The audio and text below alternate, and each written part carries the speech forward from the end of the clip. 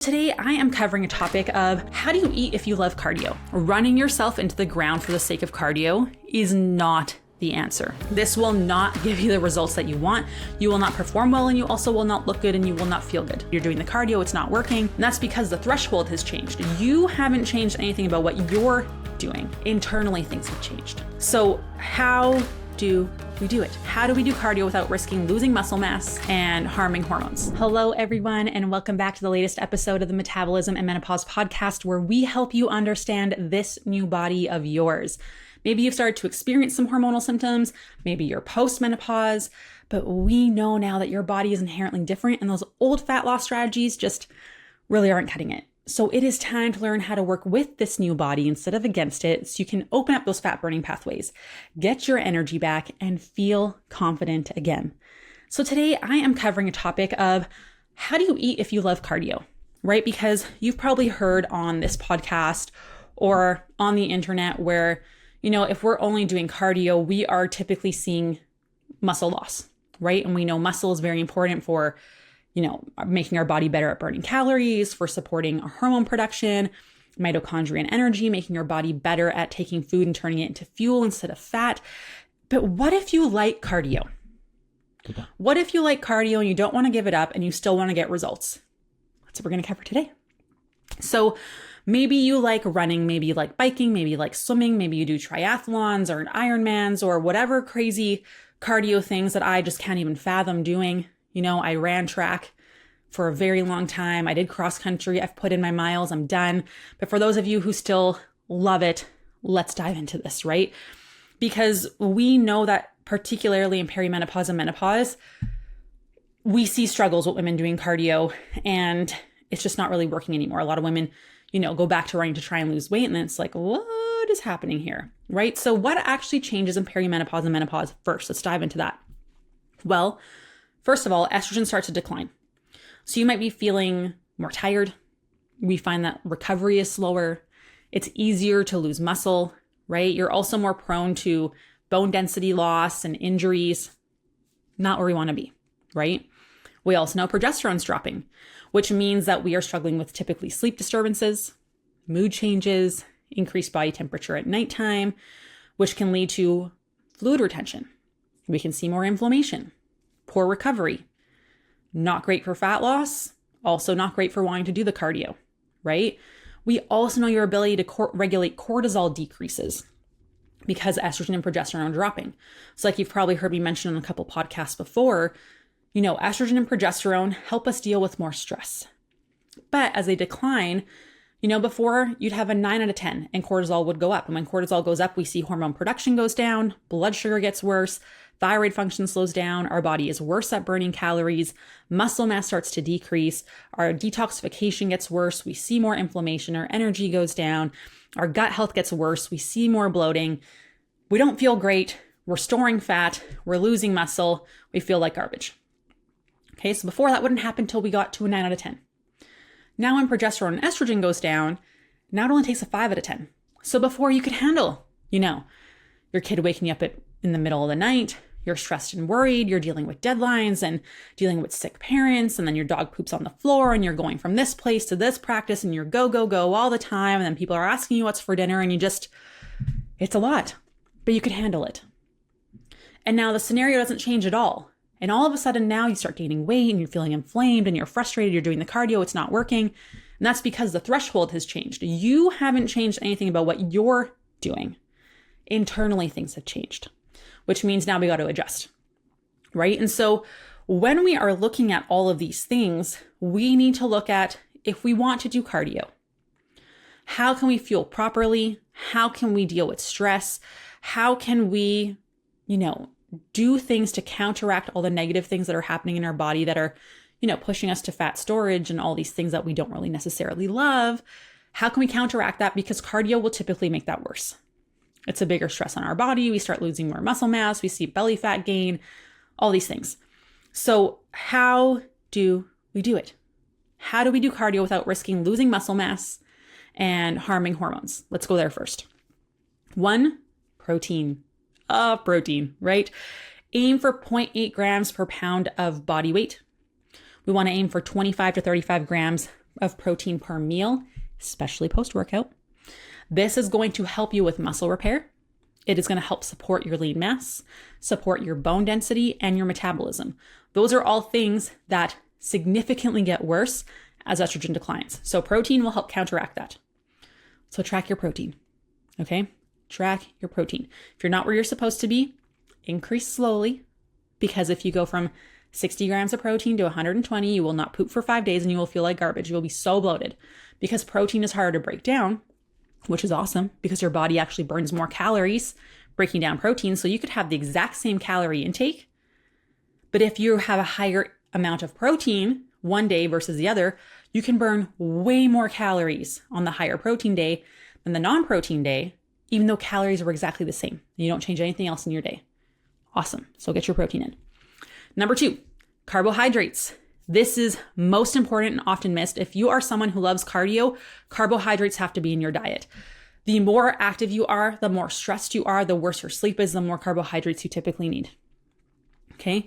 We want to make sure that you are fueling before and after your workouts and in your workouts if your cardio is more than 60 minutes. So if you are someone who does long distance cycling, marathon running, you're training and you're doing it for more than an hour, you actually need to be having carbohydrates in the middle. So you can buy those little fuel packs, right? You can do some applesauce. You can do things like that. We want to choose whole food carb sources as often as possible. So this means fruits, veggies, honey is great, whole grains, beans. Yes, I said whole grains. That's okay. You can do quinoa, you can do rice. And we're going to talk a little bit more about fueling around your workouts in a minute here. But carbohydrates, if you are someone who does cardio, they need to be in your diet. This is a non-negotiable because otherwise your cortisol is going to go even higher. Remember what happens when cortisol goes up? Hormones go down. Blood sugar gets worse, even though you're eating less, moving more, and cutting your carbs. Thyroid function slows down, which means your body is worse at taking food and turning it into fuel and instead stores it as fat. Your energy goes down. You lose muscle mass. You have more bloating. You have more inflammation. All of that blocks your fat burning pathway, pushes you into your storage state, telling your body you have enough, let's store, even though you're eating less and moving more and fasting and cutting your carbs. Carbohydrates will help make it so it doesn't happen. Amazing. Okay. Next one is fats. Fats are important to make sure that we're having in our diet to help support our hormones. I typically don't worry too much about fats because it's very easy to get into our diets. If you're like me and you love cheese, no problem getting your fats in, right? Omega-3s are rich fats that are important in supporting your hormones, decreasing inflammation. This can come from salmon, nuts, avocados, olive oil. But again, this is very easy to find in your diet. So I don't typically worry too much about it. It's very rare that someone comes in eating too low fat. So good to know there. And then hydration. Oh, hydration is so important. Make sure you have at least half your body weight in pounds. So if you're, let's say 150 pounds, I'm trying to do some easy math here. 150 pounds, that would mean divide that by 2. That's 75 ounces of water. If you are doing your cardio in hot sessions or we're having longer sessions, definitely add electrolytes in to help support that balance. And then you're not having muscle cramping, low energy, all of those things. So those are 4 key things that if you're going to do cardio need to be included so that we don't risk losing your muscle or harming your hormones. Next part, fueling around your workouts. So pre-workout, so 30 to 90 minutes before you go on your run, your bike ride, your swim, whatever it might be, you want to have carbs and protein. So we want to have rice cakes with almond butter, banana and Greek yogurt, something like that. We want something that digests fairly quick-ish. So the sugar is in your bloodstream and ready so that your body, when you start doing the activity, has a very quick, easy fuel source to do the thing that you want to do, which is fantastic. If you are, again, doing a workout that is longer than 60 minutes, longer than a 60-minute run, we need to replace that sugar, that glycogen, as we're using it. So this is where having those easy to digest carbs, we want to aim for like 30 to 60 grams per hour of activity. So this can be honey packets, coconut water, electrolytes, energy chews. They're going to typically be processed carb sources because they can be helpful because they're quick to digest. Your body can use them very efficiently, which is awesome that we're not overstressing our body and you're able to perform the way that you want to perform. And then post run, post swim, post bike, whatever you guys are doing for your cardio, we want to make sure that we are having carbs and protein post. Okay, so maybe it's a smoothie with some protein and berries. Maybe this is eggs and sweet potato. Eating or drinking a meal, even if you're not hungry, is important for recovery, because post-workout, we're going to see a very big muscle breakdown signal. The protein, carbohydrates, and calories brings that muscle breakdown signal down. It's also going to help replenish those glycogen stores in our muscle cells. Our body is going to have, a better ability to use the food and turn it into fuel and store it for us in muscle cell, as opposed to storing it as fat. And post-workout, we also see that we don't need to use insulin to bring carbs into the muscle cells, which is great. So it helps support healthy blood sugar as well. These endurance workouts, the cardio, require carbohydrates. They are quite literally your primary fuel source. Fueling before your workout ensures those glycogen stores are full and you have, the ability to actually perform and do the thing without increasing stress on your body. The fueling during the workout helps replace and replenish, and fueling after is going to help with recovery, rebuilding, and refueling. Okay, so recovery when we're looking at endurance is the name of the game. It is the most important part. It is a non-negotiable. Running yourself into the ground for the sake of cardio is not the answer. This will not give you the results that you want. You will not perform well, and you also will not look good, and you will not feel good. We don't want any of those things, right? So this is where rest days are crucial. If you can split up your strength and cardio days and make sure to take at least 2 to 3 full rest days per week, that is ideal. You need time to recover. When we are recovering, that is when muscle builds. That is when we replenish. If we are always doing stuff all the time, muscle breakdown signal stays up high. Our body is also in perimenopause, and menopause already favors muscle breakdown. We can lose up to 10% of our muscle mass in the 3 to 4 years before we go a year without a period. And then it just continues to accelerate muscle loss after that. So we need to be so mindful to maintain, because as muscle mass goes down, our body is worse at burning calories. We get stuck in a storing state. We're more inflamed. Chronic disease can breed. We see an increase in cancers. We see all of these things that are preventable: diabetes, cardiovascular disease, and our body fat percentage goes up. We don't want that, right? And so this is where recovery is so crucial. Your body needs more time to recover if cardio is new for you, especially if it's weight bearing like running. Like if I were to go for a run today, I cannot tell you the last time I ran, because I genuinely just do not like it. I've messed up my joints so many times from volleyball and stuff like that, that I know alignment is not great. That's not good. Being an osteopath and exercise therapist and trainer myself, I just have not taken the time to rehab it, because I don't care for running anymore. It's a part of my past. I'm not a love of it. But we know that if I were to go for a run today, my recovery would take forever. My joints would be sore. My muscles would be sore. I would be exhausted. I would have that like irony blood taste in my mouth from running, less than a mile. But if someone who runs all the time goes for a run, they're good. Their body is used to it, right? And so if it's new for you, you need to give yourself time to recover, because your body needs time to adapt to what you're doing, right?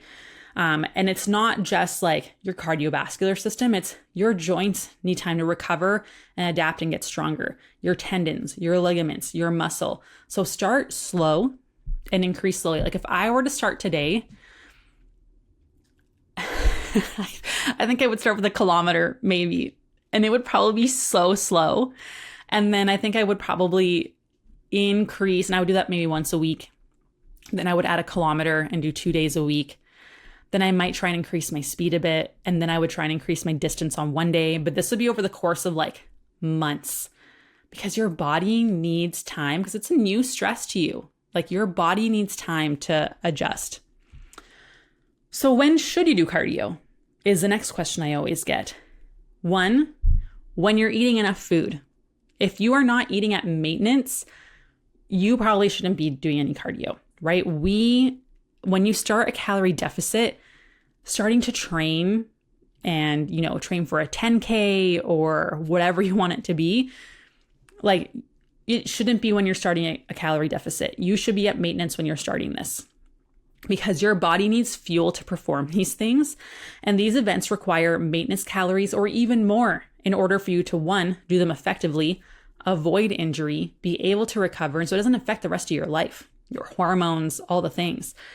And so deficits should be placed in different seasons than performance. So if you are training for, a marathon, or if you're training for, I don't know, a triathlon, a swim meet, whatever it might be, that should be in a different season than fat loss, which a lot of people don't understand, because we're like, no, I'm doing it to lose weight. Okay, then we're doing things differently. Like, we need to make sure that you are eating at maintenance and can do the exercise first before we take away calories. You don't want to take away calories and start doing all this cardio, because you're going to lose muscle mass. Your hormones are going to tank. Your cortisol is going to go up. You're going to be more inflamed, more bloated. That blocks your fat burning pathway. It pushes you into your storing state, telling your body we have enough, let's store, even though you're eating less and moving more. And so we need to assess, what season are you in right now? Where do you want to be? What does the steps look like in between to get you to there, right? Because a lot of people are just like, I'm just going to start doing this now. It's like, whoa, can your body even handle it? Do we know? Most of us are like, well, I don't know. If you feel like garbage now, it's probably not going to make you feel better. I'm going to be honest. And so the next thing is, like, we need to effectively de-stress. You need to actively take time to slow down in your day, because most of us are living in this high cortisol, sympathetic fight or flight side of our nervous system. And so we need to, in order to recover, get into the rest and digest portion. Most of us are like, oh, I don't feel stressed. I'm fine. This is normal life. This is just how life is. It used to be worse before. No, it doesn't matter. When do you focus on slowing down your heart rate and breathing rate? That's when you get into your rest and digest portion of your nervous system. Like yesterday, we were away for a week to Montana to whitefish, and, lots of recovery basically didn't work. Yesterday was my first full 10-hour day of work. And my Oura ring told me that I was in a stress state for 7.5 hours because I didn't take any time to slow down, to purposely bring my heart rate and breathing rate down. And so we need to make sure that you are taking time for that, because cardio is a stress on your body.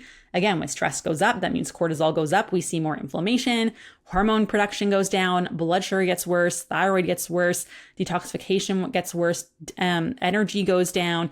We see our muscle mass go down. We start gaining fat. And so we need to know that if you're pushing, you're also taking time in your day to pull back. Most of us have no idea how to do that. And so this is where you need to have a plan of, how am I actively pulling in a day as opposed to pushing?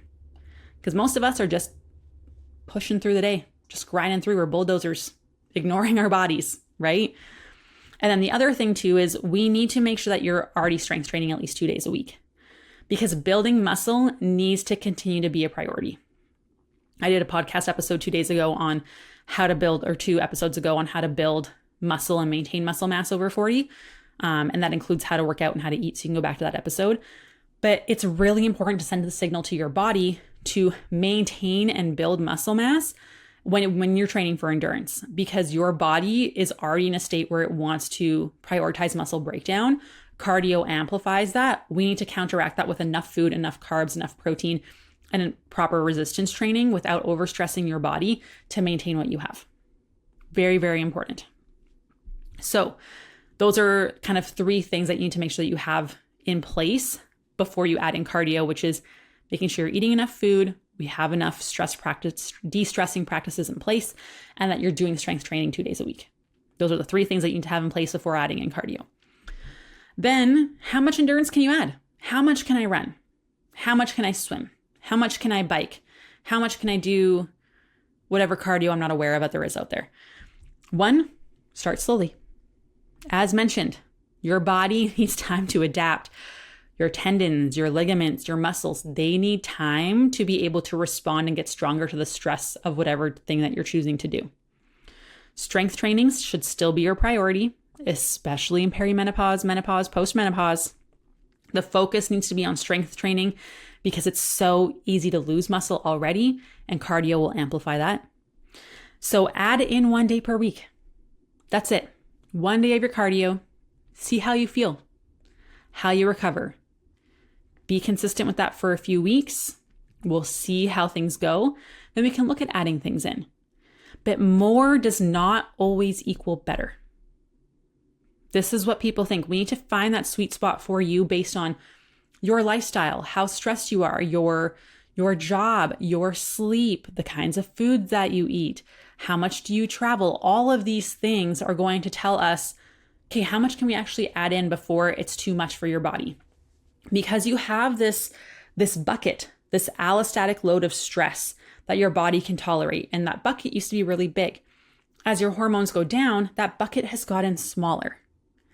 And so you need to make sure that we're taking out enough water so we have room to add in more stress of cardio. And so how do we take water out? Or how do we make that bucket bigger? Proper resistance training, sleep, eating enough food, eating enough protein, de-stressing. That makes our bucket a little bit bigger and we can take some water out. So now when we add in the cardio into the bucket, that water, it doesn't overflow. We have the capacity to handle it where it's not going to be negative. Because if that bucket overflows, this is where we see more inflammation, muscle loss, hormone production gets worse. We see our blood sugar gets worse, our triglycerides get worse, our thyroid gets worse, our body is not good at burning calories, our sleep gets worse, our energy gets worse. And so it's all about managing this bucket. But we can't just scoop things out quickly. It takes time. And so this is where eating enough food, cool, now we got to sit here for a bit. And every day, a couple tablespoons come out, right? We're not just taking this huge scoop out because now we're eating enough food. Our body needs time to adjust. And so it takes time. And sometimes it feels like we're not doing enough. We feel like I should be doing more, right? It feels not productive because you're just maintaining. You're not changing anything. You got to where you need to be. And now we're just waiting before we can add in the cardio or we can cut out the calories or whatever it might be. But we have to wait. We have to allow time for that bucket to slowly empty so we can add the stress of the other stuff. And so a lot of people, I think, struggle because we push so hard to get to this place where, okay, I'm eating enough food, I'm being consistent. Okay, I want to go into the next thing, but your bucket still is actually full. We have to allow it to empty slowly. And this is where you're supposed to live most of your life, is this kind of, it's not supposed to be a heavy push. And people have a hard time wrapping their head around it because we're so caught up in, if it's not a struggle, if I'm not pushing, if it doesn't feel like it's hard to achieve, I must be doing something wrong. It feels uncomfortable when it feels kind of easy, or we're just waiting, right? But that's good. It's not supposed to be this overwhelming, time-consuming thing all the time. And this is, I think, this is probably the part where I see women struggle the most. It's they're working through the reverse. They're getting their calories up. They're great. Even fat loss, they're doing good. They're trying all these different things and we're hitting different goals and it's great. But it's the waiting season or the maintaining season before we go into the next phase where people struggle the most because you don't have this push, this overwhelm feeling because we're just so used to living like that, which is wild. Right? So that's something to remember, that we need that stuff to be in place before we can go into adding cardio. So when we are, looking to add in endurance training, whether that's the running, the swimming, the biking, whatever other cardio I'm missing, you can pop it in the comments, as I'm sure there's something I'm missing that many of you enjoy. Or maybe we're going to get back into something that we really loved. Maybe there's one day out there where I find the joy of running again. I used to love it. And now I'm just like, this is not fun, right? To be completely honest. But maybe it's something you want to get back to, right? Take some extra precautions first, because that can be like taking the time to get to that and actually prepare can be the difference between you feeling great and also looking great and finding joy in it again, versus you losing a bunch of muscle, messing up your hormones, and then just being stuck in this cycle of, I wish I could be the person that I used to be. I don't feel like myself anymore. You're emotional. You can't sleep. And so you just keep pushing harder because you're just so desperate to get back to that place again, to make it feel good again, to look in the mirror and feel good again, right? We get stuck in this place. So by taking some extra preparation time, you can avoid that pain. And it's wonderful. We see it with clients all the time. We have to take it away for a short period of time. Sometimes it's a few months of, okay, we're taking cardio out. We're just doing strength training, focusing on eating enough food, recovery, getting your sleep in a better place. Then we can add it in and then we can go into fat loss, or maybe they do fat loss first and then they get back to a healthy maintenance regime where they're eating enough food again. And then we add in the cardio. So it's not you can't do it and it's never happening. It's let's take it away and prepare so that it's something you can actually do for the rest of your life if it really is something that's important to you. Like if you want to be someone who's running a marathon at 80, 90, okay, let's set you up for that. Because for a lot of people, where you're at right now, that's not where you're going to be. And you're going to be frustrated, feel like a shell of yourself, be like, I just wish I was who I used to be. By spending the time to actually prepare properly, set your body up for success, wouldn't you rather do that for 6 months and then be able to do all those things when you're 80, 90? Or is it just so uncomfortable and you want to do it right now that, you might never actually get there? The choice is yours, right? Because fueling, recovery, having enough muscle mass, that's the secret of being able to handle endurance and still be the healthiest version of yourself, to feeling good. It's the biggest thing. And so I hope this was helpful. Share this with women who, love to run, who love to bike, who swim, do triathlons, the Ironmans, all the things. Share it with them so that you can do this together for the rest of your life and not feel like garbage, not have injuries, not feel like a shell of yourself and have to fake, oh, I'm great, right? Share it with them so you can go on this journey together. I love you so much, and I will talk to you soon. Bye.